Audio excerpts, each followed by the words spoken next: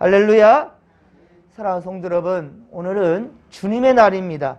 온 몸과 마음과 정성을 다하여 최선을 다해 하나님을 예배할 줄 아는 성도들 되기를 주님의 간절히 축원합니다. 저는 항상 주일이 되면 제일 먼저 하는 인사가 오늘은 주님의 날입니다 라는 걸 제가 강조합니다. 그렇습니다. 여러분, 우리 생명 다는 날까지 하나님을 예배하는 것이 가장 우선순위임을 절대로 차선으로 여러분들 그렇게 밀려두어서는 안 된다라는 것을 명심하시기 바랍니다. 오늘 함께 은혜 받을 말씀은 히브리서 9장 16에서 22절까지 말씀입니다. 거룩한 언약의 피, 거룩한 언약의 피라는 제목으로 주의 말씀 증거합니다. 여러분, 피는 생명입니다. 예수님이 십자가에서 흘린 피는 생명과 사랑을 상징합니다. 오늘 성경 본문은 22절의 핵심 말씀입니다. 22절 말씀을 같이 한번 다시 읽겠습니다. 율법을 따라 거의 모든 물건이 피로써 정결하게 되나니 피 흘림이 없은즉 사함이 없느니라. 아멘. 여러분, 그렇습니다. 여러분, 피의 속죄 개념은 성경을 일관되게 흐르는 맥입니다. 혈맥과 같아요. 아담과 하와가 죄를 범하고 벌거벗은 것을 부끄러워할 때 하나님 어떻게 했습니까? 짐승을 잡아서 가죽옷을 벗겨 입혀서 그들의 죄를 가리워 주었다라는 거예요. 가죽옷을 만들려 한다면 그렇습니다. 피 흘림이 없으면 안 되는 거예요.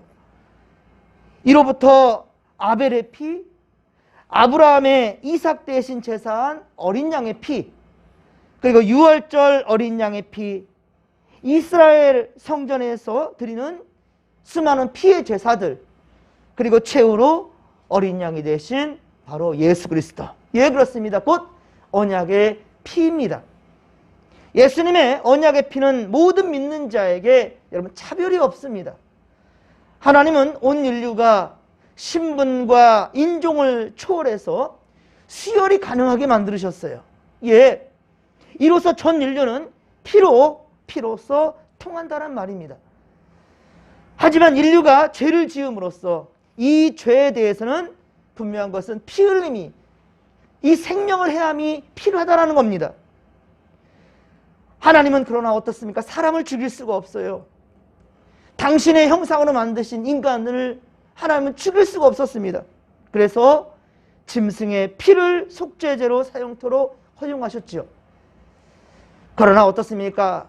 짐승의 피로서는 죄를 영원하게 사할 수가 없다는 말입니다. 어느 누구든지 사람이 죽어야만 됩니다. 그렇다 한다면 우리가 대신 부모된 자가 자식을 위해서 죽어줄 수도 있죠. 의인이 악인을 위해서도 세상을 위해서 죽어줄 수 있다고 그랬어요.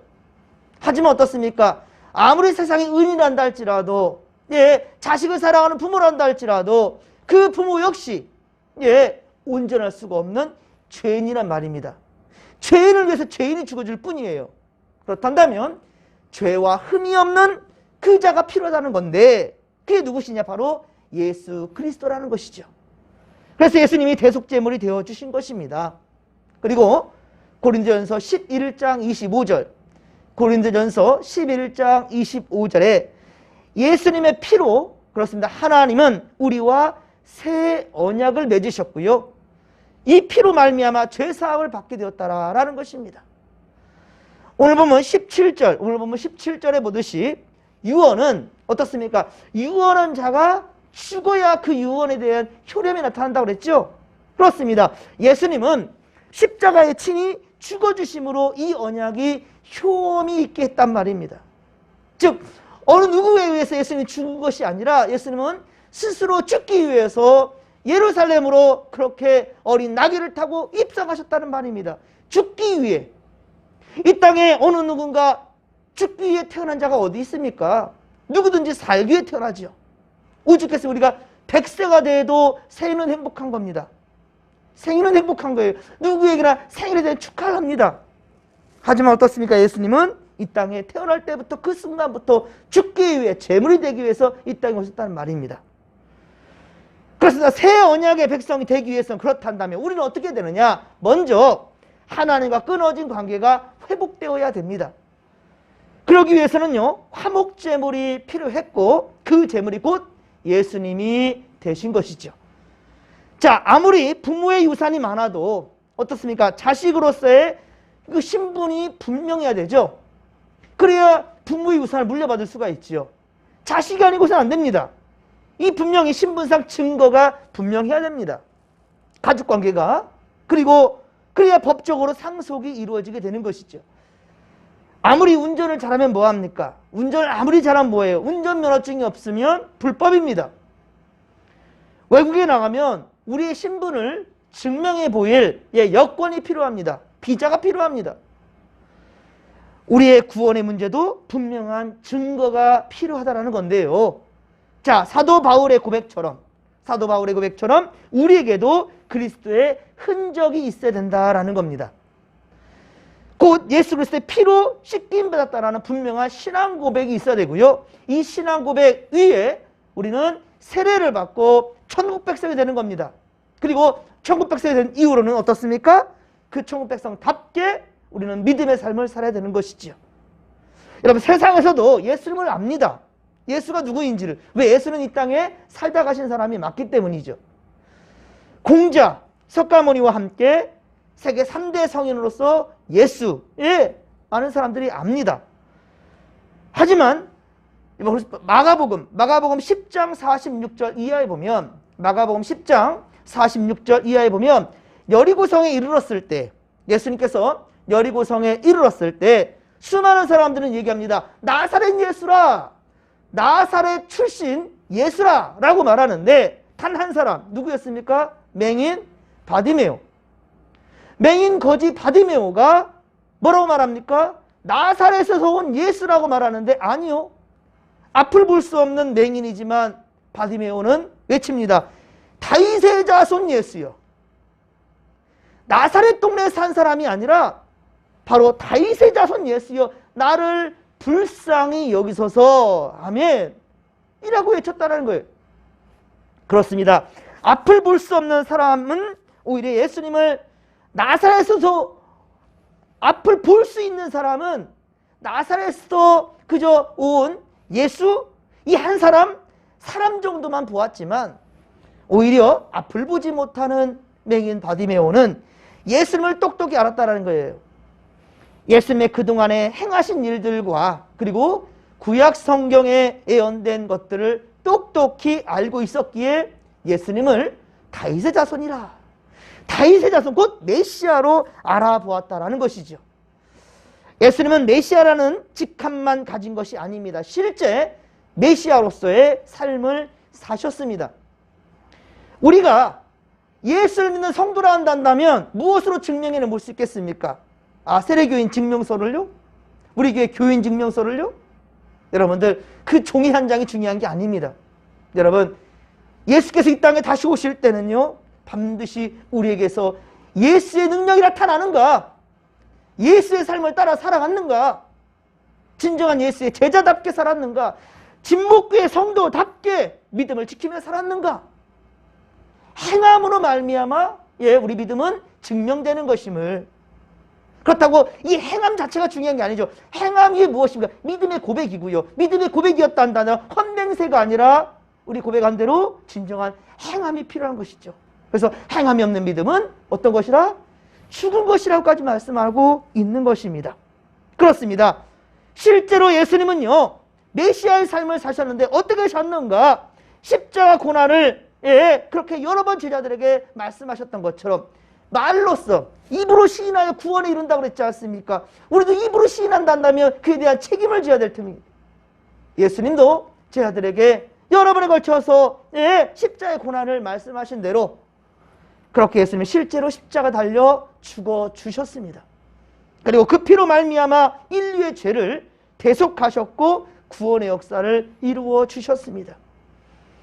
예수님은 당신의 언약의 피로 적시면, 그렇습니다, 모든 사람들의 죄와 근심이 사라지고 광명한 세계로 인도함을 받게 된다는 것을 아셨기 때문에 기꺼이 십자가를 지신 것입니다.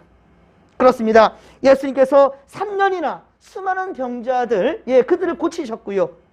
그리고 생명 살림의 역사와 영생의 복음을 그렇게 전하셨습니다. 하지만 어떻습니까? 제자들은 주님이 십자가 달리는 그 순간까지도 그분을 알지 못했다라는 거예요. 앞을 보지 못했던 맹인 바디메오도 다윗의 자손으로 알아봤지만 예수님과 3년이나 동고동락했던 그런 제자들조차도 알지 못했던 거예요. 여러분, 예수가 누구십니까? 여러분, 오늘 주님의 날 분명한 우리 고백이 필요합니다. 예, 내가 지금 이 믿음 생활을 하고 있는 그 예수는 과연 나 어떤 존재인가? 어떤 분인가? 단순히 여러분들 복 받기 위해서 예수를 믿습니까? 그래서 여러분 삶 가운데 세상 사람들이 가치관대로 복이 임하지 않으니까 예수를 부인하는 것입니까? 여러분들, 아무리 코로나 바이러스가 삼엄한 가운데 때로는 목숨까지 우리의 생명을 앗아버린다 한다 할지라도, 빼앗는다 할지라도, 여러분들 이 땅의 삶을 멈춘다 할지라도요, 우리의 믿음이 변치 아니한다면 우리는 하나님 나라로 갈 수 있다는 사실을 명심하실 것이고, 아무리 이 땅에서 떵떵대고 잘 살았다 할지라도 여러분들 주님을 부인하는 자는 절대로 주님 예비한 나라에 갈 수 없음을 여러분 아시기 바랍니다. 몇 년 사실 것 같습니까 앞으로? 예? 단순히 10년, 20년, 30년, 40, 50년을 살기 위해서 이 땅의 삶을만을 생각하면서 결국은 사후의 세계를 여러분들 부정할 것입니까? 아니라는 것입니다. 여러분, 분명한 것은 우리는 깨달아야 됩니다. 예수가 누구인지를. 여러분, 분명한 고백이 필요합니다. 사람들이 뭐라고 고백하느냐가 중요한 게 아니에요. 여러분, 너희들은 나를 누구로 하느냐? 분명한 신앙 고백이 오늘 이 주님의 날 우리 가운데 있기를 주님과 저리 축원합니다. 그렇습니다. 주님의 언약의 피를, 그 피를 믿을 때 새 생명을 누리게 된다는 것을 알아야 될 것입니다. 지금 코로나 바이러스가 인류를 괴롭히는 이때 우리에게 10,000분의 1이라도 십자가를 경험하는 현장이 되었으면 좋겠습니다. 그러나 우리가 앞장서서 방역에 최선을 다하지 못하고, 그리고 여러분 간절한 기도도 없이 어떻게 주의 역사를 기대할 수 있겠습니까? 우리에게 코로나로부터 이제껏 2년이 넘도록 안전을 지켜주셨단다면 여러분, 이것은 우리에게 사명입니다. 예, 더욱 깨어 기도하십시다. 할렐루야. 더욱 깨어 기도하시고, 또 여러분 쉽게 생각하지 마시고 최선을 다해 방역을 지키십시다. 코로나는 반드시 종식될 것이고 일상은 회복될 것입니다. 여러분, 이 또한 지나갈 것입니다. 마지막 때까지 절대로 세상의 가치관과 방법대로 흔들리지 마시고 초지일관 십자가를 붙들고 코람되어 하나님 앞에 나아갈 수 있기를 간절히 빌고 소망합니다. 그렇습니다. 여러분들, 한 가지를 절대 잊지 말아야 된다는 거예요. 다시 말씀드립니다. 몸은 죽여도 영혼까지 해할 수 없는 이 코로나보다 더 악한 어떠한 존재가 우리 앞에 있다 할지라도요, 그것들은 우리의 몸은 해할지 몰라도 여러분 영혼까지는 해할 수 없습니다. 과연 영혼까지도 능히 멸할 수 있는 것은 하나님보다 더 무서운 것이 이 땅에 없다라는 거예요. 주님의 진노를 여러분들 두려워하십시오. 그렇지 않는다면 애굽 땅에 내려졌던 그 재앙이 우리 삶 가운데 끊어지지 않을 것이고, 아니요, 우리 사후에도 절대로 주님 예비하신 나라에 갈 수 없음을 여러분 명심하시기 바랍니다. 우리가 영원한 언약을 오직 피로써 맺으신 우리 하나님, 영원토록 우리를 떠나지 아니할 것임을 믿으시기 바랍니다. 예수님의 피를 의지하며, 그렇습니다, 그 피로 우리의 속죄함을 받았다는 확신이 있다면 우리는 지금 죽어도 주님 나라 천국에 이룰 수 있을 것입니다. 믿으시면 아멘 합시다. 그렇습니다. 오늘 본문 19절에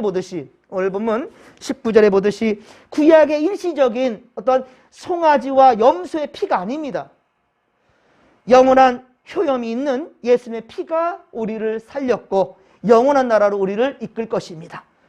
세상의 그 어떤 것으로도 우리의 죄를 대신할 수 없으며 우리를 위해 대신 죽었을 수 있는 사람도 없고요, 우리에게 영생을 약속해 주지도 못한다는 사실입니다. 오직 성육신하신 하나님, 독생자 예수 그리스도만이 우리의 유일하신 소망이 되심을 믿으시기 바랍니다. 자, 이틀 후면 이제 설 명절입니다. 벌써 이미 설 명절의 연휴는 이제 시작되었고요. 금요일부터 귀성 행렬이 정말 도로를 가득 메우기도 하는데요. 이번 명절에는 코로나 사태로 좀 제한적인 모임이 될 수밖에 없는데요. 자, 인간적인 평안의 인사보다도 여러분들 이때가 아니면 다시 할 수 없다라는 절박한 심령 가운데 예수 그리스도의 은혜와 사랑을 사랑하는 가족들에게, 사랑하는 친지와 이웃들에게 반드시 전하시기를 바랍니다. 예, 나중에 후회하지 마시고 지금 기회 있을 때. 그렇습니다. 그리고 코로나19 바이러스로 고통과 두려움 가운데 있는 이들을 긍휼한 마음으로 위로하며, 그리고 속히 이 사태가 종식될 수 있도록 우리 기도하십시다.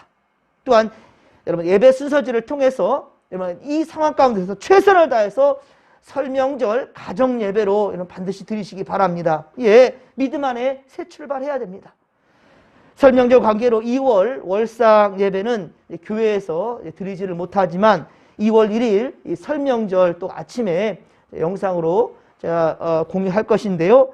오전 7시 30분에 지금처럼 새벽 예배 올리듯이 올리겠으니 가족 간의 정한 시간에 유튜브를 통해서 영상 예배를 드릴 수도 있고요. 그리고 가정 예배 순서지를 다 만들어서 지금 교회에다 배치해놨으니까요. 가족 수대로 가져가시면 됩니다. 그래서 그걸 가지고 반드시 여러분들 우리의 삶의 우선순위가 하나님, 올해 2022년 우리의 우선순위는 하나님께 예배하는 것입니다. 할렐루야. 말씀을 사모하고 기도하며 나가겠으니 주님 우리 가정 지켜주옵소서. 여러분 반드시 그 기도 제목 가지고 함께 했으면 좋겠습니다. 그렇습니다. 여러분들 오늘은 주님의 날이고요. 그리고 여러 가지 또 온전치 못하고 또 여러분 답답한 이런 심령들도 있을 수 있겠지만은요. 우리 삶의 우선순위 주일 성수를 절대로 잊지 마시고 다시 한번 믿음으로 첫 단추를 깰 수 있는 우리가 되기를 소망합니다. 예수의 피, 예수의 부활하신 사건, 이것을 우리가 믿을 때야만이 우리가 이 사망 권세에서부터 우리 또한 역시 벗어날 수 있음을 믿으시기 바랍니다. 주여 삼창 부르며 기도하며 나갑니다. 주여, 주여, 주여. 살아계신 하나님 아버지 고맙고 감사를 드립니다. 주여 우리가